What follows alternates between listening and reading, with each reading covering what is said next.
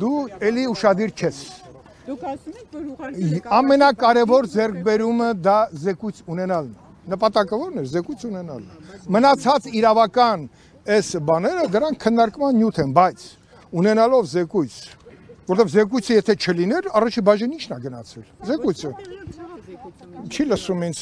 Հիմա բոլոր հնարավորությունները կան, թույլտվություն ունեցող ցանկացած անձ, նաև լրագրող, եթե ունի գաղտնիության թույլտվություն, կարողանա օգտվել դրանից, բայց խնդիրը դրա մեջ չէ։ Լրագրողը ինչպես պետք է գաղտնիության թույլտվություն ստանա։ Վաղը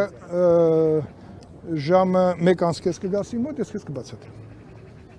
Կբացատրեմ հաստատ։ Հիմա ես բայց չգիտեմ, դա այդ ոնց են գնում, որովհետև կանոնակարգ օրենքի պահանջը հստակ էր։ Եթե կա զեկույց ուղարկում ազգային ժողովի նախագահին եւ ազգային ժողովի նախագահը որոշում է իր հաջորդ կանգառը։ Հիմա ազգային ժողովի նախագահը այդ որոշումը կայացրել է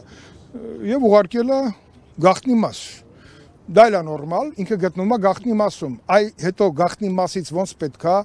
դա հանրային ընկալման մեջ իր ճանապարհը անցնի։ Այդ է խնդիրը, որտեղ այնտեղ ես մտածում եմ բաց մաս, փակ մաս, բայց դա լիագումանիստի քննարկմանը, որտեղ ես հարցերին կպատասխանեի, կգտնեինք այդ լուծումները։ Հիմա ես կարևոր բաներ եմ էլի ասում։ Ամենակարևորը զեկույցն է, որը գտնվում է գաղտնի մասում։ Ես ուրախ եմ, որ երրորդ մեծ նախագիծն է, որ իմ գլխավորությամբ տեղի ունեցել։ Դա մարտի 1-ի փաստավակ խմբի զեկույցներն են, դա քառօրյա պատերազմի զեկույցն է, 44-օրյա պատերազմի զեկույցը։ Ես կարծում եմ,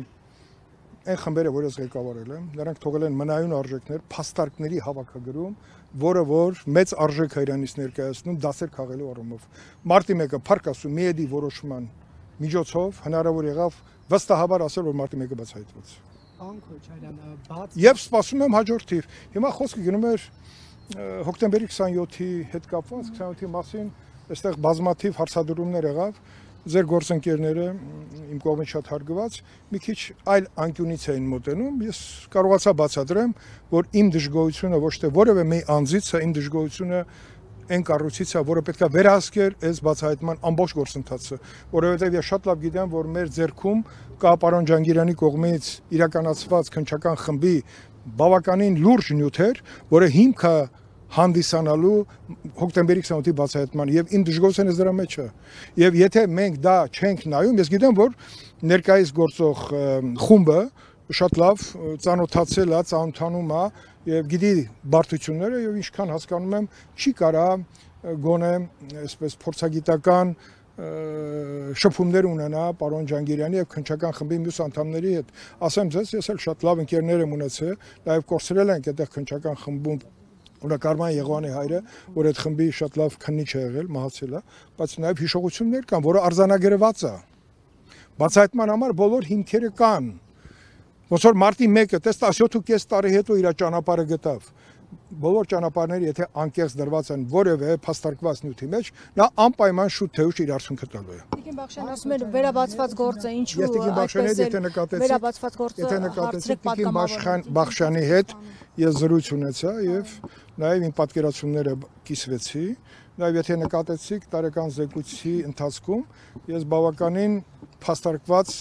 մեջբերումներ եմ արել կոնկրետ նախորդ քրեական գործում Ջանգիրյանի խմբի կողմից իրացված մարդկանց եւ նրանց այսօրվա անհայտացման, հա, բաների հետ կապված, ուր Ալիկ Հարությունյանը։ Հանգիստ, մի րոպե, ուր Ուզունյանը։ Դատավորը, ով արագացրեց այս process, այնպես սեկտը բացվեց, հա, Ալիկ այդպես է լավ առանց որևէ մեղադրանքի գնաց։ Ուր Աղվան Գառնիկիչը, գլխավոր դատախազը, իր ձեռքով է բոլոր այս բաները, գլխավոր մեղադրող ինքն է եղել։ Այն էլ ողջ առողջ պատեցվում է թանկարժեք մեքենաներով։ Ինչպես։ Ես երբ որ ամեն անգամ Սարյան փողոցով գնում եմ եւ վերջերս էլ ֆակտորում երբ որ հարցազրույց է տալի ժամանակ կար եւ պատուհանից նայում էի իր շքեղ առանձնատներից մեկը եւ բազմահարկ շենքի այն հատվածը որ ինքը ծակել մտել էր որպեսի սպորտով էր զբաղվի ես հարց առաջանում դատախազության դռները պաչելուց ինչ զգացմունքներ ուներ հասկանում եք այստեղ է խնդիրները մարդիկ կան եւ պետքա այդ հարցերը ոչ միայն ուղղել այլ նաեւ իրանք կարողանան այս ծանր հարցերի պատասխանները տալ Պարոն Քոչարյան 40 դատախազությունը որովհետեւ ասում եք հնարավոր է բացահայտել ոչ մի այն ապրումները որ ունենք ասենք ես հիմա երբ որ ես վազքով գնացի Եռաբլուր, որտեղ այսօր բյուջեի քննարկում էր եւ որպես կանոն ամեն տարի բյուջեն համընկնում է հոկտեմբերի 27-ի օրվա հետ։ Հետո վազքով գնացի Կարեն Սերոբիչի գերեզման, հետո վազքով եկա այստեղ 27-ի խորհուրդ է, դուք ես չգիտեմ, դուք այն սերունդն եք, որ դրա ամբողջ բանը չեք գուրեցել զգում, թե ինչ արժեցավ մեր պետության համար։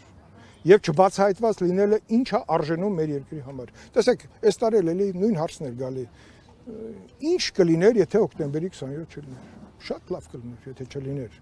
Բայց նաև հոկտեմբերի 28-ի բացահայտումը մեծ հնարավորություն է տալի առաջ արժվելու։ Ես էլի մեջբերում կանեմ Մեծան Մաթևոսյանի խոսքերից։ Հոկտեմբերի 27-ը պետք է բացահայտված լիներ հոկտեմբերի 28-ին։ Այ մենք դա չկարողացանք, որտեղ բազմաթիվ խնդիրներ կան իրավական համակարգում եւ նրա մեջ ծառայող մարդկանց անտարբերության մեջ, որը չի տալի հնարավորություն գնալ այդ ճանապարհով եւ կարեւորությունից ելնելով օր առաջ հոգի դնել եւ հասնել այդ բացահայտման ունենալով այսքան մեծ հնարավորություն։ Պարոն Քոչարյան, այս ցուցակը ձեզ ցանոթ է, այստեղ նաեւ ձեր անունն։ Այո, այդտեղ էլի անուններ կան, ինչ եք զարմանում։ Ինչ ցուցակ է դա։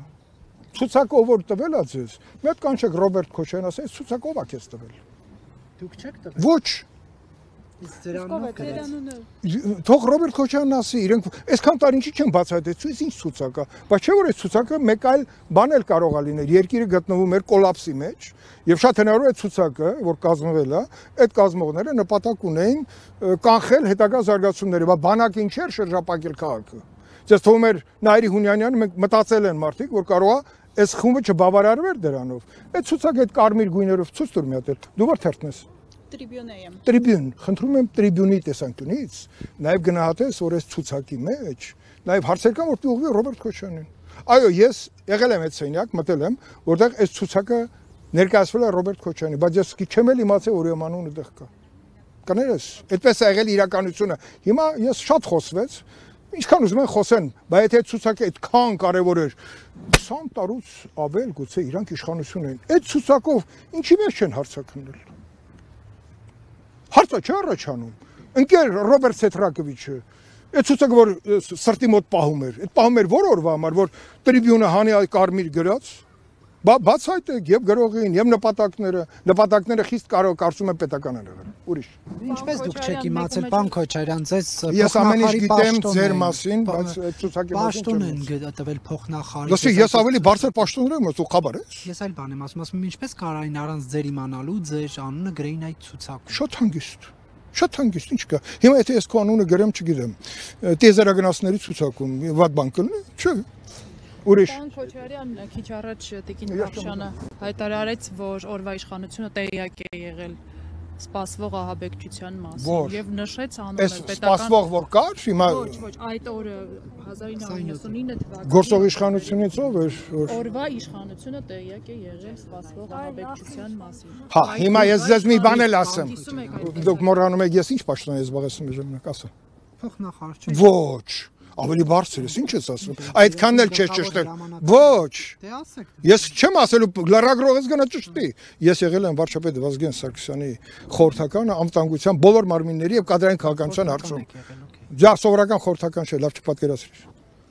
Կիսում եք տեսակետը, պարոն Քոչարյան։ Ասեմ ձեզ։ Տեղյակ է եղել։ Օրվա իշխանությունը, եթե նկատի ունեք Ռոբերտ Քոչարյանի եւ Սերժ Սարգսյանի իշխանությունը, ես կարող եմ ասել, որ քննության ընթացքում պարզվեց ազգային անվտանգության ծառայության որոշ դրվագներ, որը վարում էր քննիչներից մեկը, եւ այդ քննիչի նկատմամբ Աղվան Հովսեփյանը քրեական գործ հարուցեց։ Դա լավագույն մեր քննիչներից մեկն էր, անուն հիմա չտամ, որովհետեւ այդ մարդու կյանքը չուտեք, բայց այդ մարդը կա եւ այդ մարդը քննիչը, երբ որ մոտեցավ անվտանգության մարմիններում հատկապես Ալիկ Հարությունյանին հոգեմետ դեղ տալու գիշերվա դրվագին, այդտեղ սկսվեց այ խառնաշփոթ։ Ուզում ասեմ, բանը հոկտեմբերի 27-ի բացահայտման համար բոլոր պայմանները այսօր էլ առկա են։ Շատերը մահացան անհասկանալի, ուրեմն բանով, Բժիշկը, Մովսեսյանը եւ էլի էլեկտրահարվեց, քերին կախվեց, քերին, որը գիտեք ինչ ճանապարհ է անցել։ Քերին ուրեմն եղել է սկաուտ, հետո դաշնակցություն եւ կախվում է։ Դա չի լինում։ Պարոն Քոչարյան, նաև տեսակետ կա, քանի հոկտեմբերի 27-ը չի բացահայտվել։ Հոկտեմբերի 27-ը չի կարող չբացահայտվի։ Գլխին կախված է նոր հոկտեմբերի Ճիշտ, շատ աքսիոմատիկ, ճիշտ բաներ եք ասում։ Դրա համար երբ որ Մեծան Մաթեոսյան ասում էր 27-ը պետք է բացահայտվի 28-ին, դրա մեջ շատ մեծ իմաստ կար։ Այո, պետք է բացահայտվի, եւ այս տարի էլ եթե չի բացահայտվում, ելի մեր ակնկալիքները մնում են հեռվում։ Բայց երբ որ ես ասում եմ, որ գլխավոր դատախազությունը ունի անելիք, թող չնեղանան որևէ մեկը, ոչ էլ դրա մեջ վատ բան տեսնեն։ Չնայած ոնց որ թե մենակ ժողովուրդներ վատ բան տեսան, մեկ էլ տրիբյունը։ Ցուցակը լավ կարմիր գույնով կարող կապտացնես, այդ ցուցակը մի կոպեկ արժեք չունի։ Շնորհակալություն։ Չի կարմրացրել, այդպես Դա տարածվում։ ինչքան է սիրում դու մտնես խոսակցության մեջ։ Բա ինչ է թիրախավորը։ Տիկին Խաչատրյան, ես քեզ եմ թիրախավորում։ Ինձ չէ, գործընկերոջ է։ Գործընկեր, բայց ում եմ թիրախավորը։ Չէ, դու շատ գեղեցիկ աղջիկ ես եւ նոր ես ճանապարհ հարթում քո լրագրողական աշխատանքի համար։ Ես քեզ պարզապես նաեւ տողատակերում մեծ խորհուրդ տվեցի։ Շնորհակալ եմ։ Պարոն Քոչարյան, զեկույցը բաց մաս ունի, զեկույցը, որտեղ ազգային ժողով գրավոր հարցում եմ ուղարկել, խնդրել եմ ինձ տրամադրել 44 Բաց մաս էս բան չունի, որտեղ ես զեկույցը ուղարկել եմ ազգային ժողովի նախագահին, գրված է հուշ գախնի, բայց երբ որ ես լիագումար նիստում ելույթ կունենամ, կամ կունենամ, եւ այնտեղ բնականաբար եզրակացությունը կարծում եմ մեր հասարակության եւ մեր բոլոր կառույցների համար շատ կարեւոր եզրահանգումներ է, որի տակ դրված են հսկայական փաստեր։ Այդ փաստերը հիմա մենք տեղափոխում ենք առաջի բաժին, որովհետեւ դուք ով եք։ Հա։ Ես ուրախ կլինեմ, որ ծանոթանաք, եթե ունեք թույլտվություն։ Ասեմ ձեզ, բաց հատվածը պետք է տարանջատվեր։ Եվ մի գաղտնիք էլ ասեմ, ես իմ ելույթը կազմել է երկու մասից՝ բաց եւ փակ։ Եվ բաց մասը, եթե ես խոսեի, այդտեղ կներկայացնեի այն բոլոր 45 կետերը, որը եզրահանգուման տեսքով ներկայացված է զեկույցի մեջ։ Նաեւ փակ մասում, որտեղ կան այնպիսի փաստեր, որը դեռ շատ տարիներ փակ կմնան, դա բնականաբար ոչ մեկի իրավասու չի դա բացել, ոնց որ ասենք շատ զեկույցներ տարբեր երկրներում, շատ լավ օրինակ կա, Քենեդու սպանությունը կարծեմ 40 թվին է բացվել։ Պարոն Քոչարյան, ինչու երեք Նիկոլ Փաշինյանի հետ չէիք եկել Հովանավանք։ Բազմաթիվ падգամավորներ, պաշտոնյաներ։ Բազմաթիվ անունները խնդրում եմ ասեք։ Գևորգ Պապոյանը, Ալխաս Ղազարյանը։ Արմեն Խաչատրյանը մեր բոլորի փոխարեն գնացել էր, ինչ վատ է։ Արմեն Խաչատրյանն էր ձեր մեղքերի փոխարեն, օրինակ Պատարագին։ Չէ, իմ մեղքերը ինձանից բացի ոչ մեկը չի կարող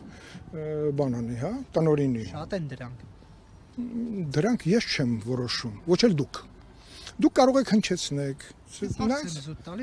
դուք ձեր բոլոր հարցերին մի ստացել եք սպառիչ պատասխան, բայց դուք ցանկանում եք աջ հանկյունից, ձախ հանկյունից, տակից վերից չի ստացվի այդպես։ Այդպես եթե թեման 27-ն է, եկեք խոսենք 27-ից։ Ինչու եկեղեցի չեմ գնացեք, կարող եմ մյուս անգամ գնամ։ Վերջին աշո մի մոռացեք, որ ես եկեղեցու հետ նաև այնպեսի մի վարքան։ Ես որոշել եմ նաև հաշմանդամների մի խումբ էլ կազմակերպեմ դեպի Երուսաղեմ։ Դու գիտեք ինչքանի խմբեր եմ տարել ես։ Տեղակ եք։ Բա հիմա էլ եմ տանելու։ Դա եկեղեցի չի, դա առաքել մեր Սուրբ առաքելական եկեղեցու 3 թևերից մեկը չի։ Պատերազմությունը Երուսաղեմի։ Պարզապես Փաշինյանը կոչ էր արել, որ միանան իրեն։ Շատ լավ, ով որ կարողացել միացել էր, շատ լավ է։ Կասկածներ առաջացնում։ Ախ դուք բոլորդ հավաքվեցիք, կասկածները արձանագրեցիք։ Հա, դենց հաշվառում եք արել, դուք ինչ իրավունք ունեք մտնեք մեր անձնական կյանք։ Նայեք ով գնաց, ով չգնաց։ Լուրջ նկատել եք, կարող ես այնտեղ եմ եղել։ Ռուզաննա, մի կեղծիք ես, կարողա չեք տեսել, կարող ես կերպարանա փոխված եմ։ Լուրջ ես ասում, այդքան հեշտ է ինձանից հարցազրույց վերցնել։ Դուք եք դա կեղծ պատարագ համարում, քանի որ կարգալուց եղած քահանան իրականացրել։ Դուք շատ վատ հարց տվեցիք։ Երբ որ դուք եկեղեցու մեջ եք, այդ հարցերը պետք է չտաք։ Դուք եկեղեցի որ գնում եք, մասնակցում եք հաղորդակցման process-ին, հա? Հաղորդություն ստանում եք, բայց չեք այդ հարցը տալ։